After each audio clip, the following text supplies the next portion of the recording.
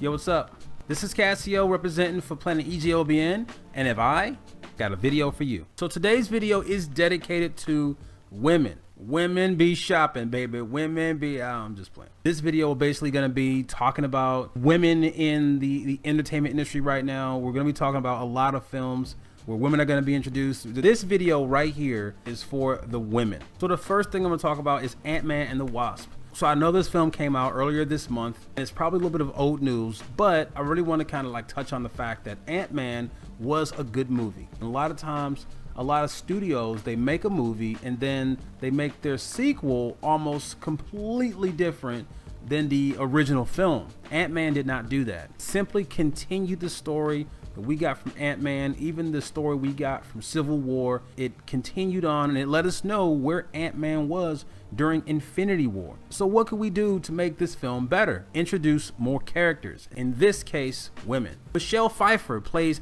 Hank Pym's wife, the original Wasp. Hannah John-Kamen plays Ghost. Evangeline Lilly, she plays Hope Pym. This movie was absolutely phenomenal because it really had that sense of emotion. Seeing Michelle Pfeiffer's struggle and love for her family, including her husband and her daughter, seeing Ghost's struggle with her powers. This movie really gave us that emotional pull. I really think this film is exponentially better than part one because it actually gave us that emotional tonality. So if you haven't seen Ant-Man and the Wasp, it's something that I really suggest you go see, and it also explains where Ant-Man was during Infinity War. So Sony Pictures is moving forward with a Faith Hubert film. Faith Hubert is a superhero that also goes by the name of Zephyr. He is a character that is created by Valiant Entertainment, and she will be the first plus-size superhero to have their own film. This is great in a great number of ways. So Faith Hubert is a plus-size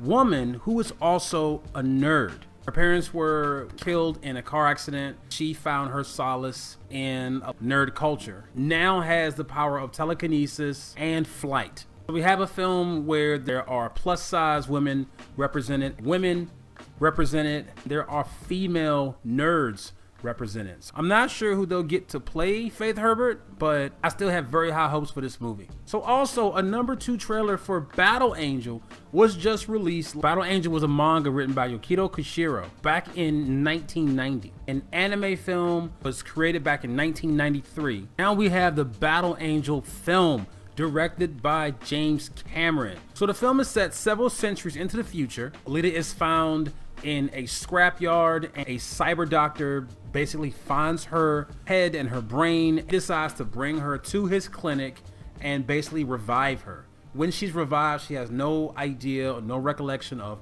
who she is or where she came from. We basically are let in on this coming of age story. If you haven't seen the trailer, please check it out. It's an awesome looking film, and I have great high hopes for this movie, especially since it is attached with James Cameron. James Cameron being one of my favorite directors of all time. Very excited for Alita Battle Angel. That film is going to be released December 21st of this year. So the DCU, not DCEU, it's DCEU, the Worlds of DC. So the Worlds of DC is now planning for a Birds of Prey movie. This movie is going to star Margot Robbie once again as Harlequin. So there will also be in the film Black Canary, Huntress, Cassandra Cain, and Renee Montoya. This movie is going to be directed by Kathy Yan. But there's no Batgirl in the Birds of Prey movie. The DCEU, the Worlds of DC, are planning on creating a Batgirl solo movie. Joss Whedon was actually supposed to write and take over the project of Batgirl. Joss Whedon was not able to come up with a script and decided to step down as a director of this film. But while there's no script as of yet, there definitely is a search for the right person to play Batgirl. So I was always a fan of Batgirl. She's a person that I just didn't think we saw enough of. I used to really like seeing her in the 1960s Batman series with Adam West and Burt Ward. It's a shame that the only time we got to see her was in the film Batman and Robin. It's kind of my one gripe that I have about the majority of the Batman films. that are on the silver screen. We don't really see enough of the Bat family. Speaking of Bat family, Kathy Kane is making her way to the Arrowverse. Kathy Kane is Batwoman. I personally never actually seen or heard of the Batwoman character until I watched Batman Bad Blood. If you haven't seen that film, it also gives you Batwing. This is a very interesting character. Batwoman is also kind of like Batman. She's a rich heir to a fortune, and she decides to use her wealth to combat crime in Gotham City, just like Batman. Batwoman is known for her red and black costume, and I'm not sure how they will translate that costume over to live action, but I'm really excited to see it. Like, I really think that DC CW universe is a very, very good ongoing series. I especially am impartial to The Flash. To have someone like Batwoman, someone that's not a very well-known character, this character is openly lesbian. It's a person who is inspired by Batman, but she works alone, and she's not a sidekick to Batman. So that's actually really good to see a woman superhero, solid,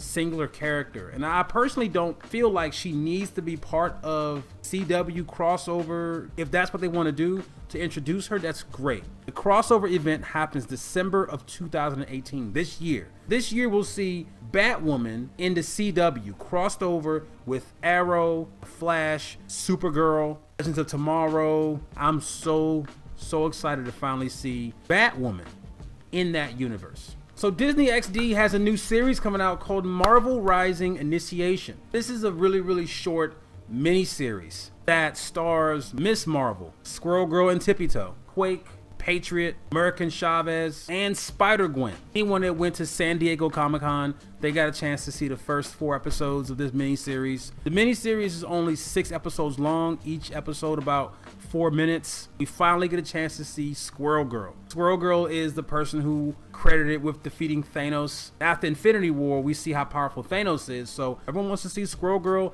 in action. Marvel Rising Initiation is what gives us the opportunity to actually see Squirrel Girl in all of her glory. Don't forget to mark your calendars for August the 13th for Marvel Rising Initiation on Disney XD. So Netflix is bringing She-Ra. They are rebooting She-Ra. Netflix series is going to be named She-Ra and the Princess of Power. She-Ra is the twin sister of Prince Adam, which we know as He-Man. Like him, she has a sword of protection that helps her to change into the character of She-Ra. So a lot of controversy kind of went on about the design of the new She-Ra, the reboot that's happening with She-Ra. I have to say that I kind of understand the frustration. I myself am used to She-Ra looking a different kind of a way. We have to kind of come to a realization that while these reboots are taken from characters that we grew up with, things are going to change. We are in a time of change where reboots are happening.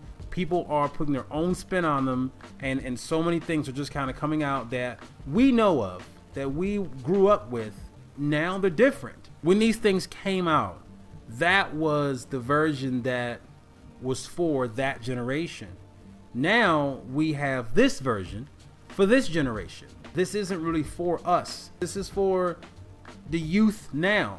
I would have liked to have something that's closer to the original. This generation is a generation who are creating these television shows. So this generation is going to appeal to this generation. If we want to have these things that we used to have as children and appeal to us, it has to be someone from our generation in those creative chairs making these things happen. So we covered a lot today, a lot for this video that's dedicated to the women out there. Ant-Man 2, great movie. We have the Faith Hubert movie coming out. We have the Battle Angel film. That's December 21st for Battle Angel. Birds of Prey. DC Universe is still looking for a Batgirl to fit their script for a Batgirl film. Batwoman is coming to the Arrowverse. December 2018 for Batwoman, the Arrowverse crossover. Marvel Rising Initiation. That's coming out August 13th. Starring Spider-Gwen, Squirrel Girl, Miss Marvel, and many others. I really feel like right now women are just killing it. I love to see more women